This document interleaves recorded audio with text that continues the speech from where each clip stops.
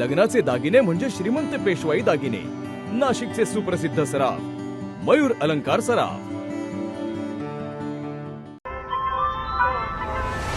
ताज्या बातम्यांसाठी नाशिक न्यूजच्या YouTube चॅनलला सबस्क्राईब करा आणि बेल आयकॉनला प्रेस करा.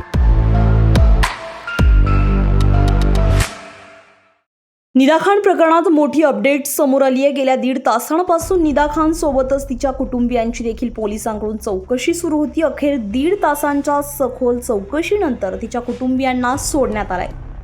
नाशिकमध्ये गाजत असलेल्या निदा खान प्रकरणामध्ये तपास वेगानं पुढे सरकत आहे. मुख्य आरोपी निदा खानची चौकशी सुरू असतानाच आता तिच्या कुटुंबियांनाही पोलिसांनी चौकशीसाठी बोलावलं होतं.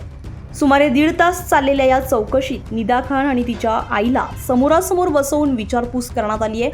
यावेळी तिचे वडील, भाऊ आणि मावशी यांचीही स्वतंत्रपणे चौकशी करण्यात आली आहे.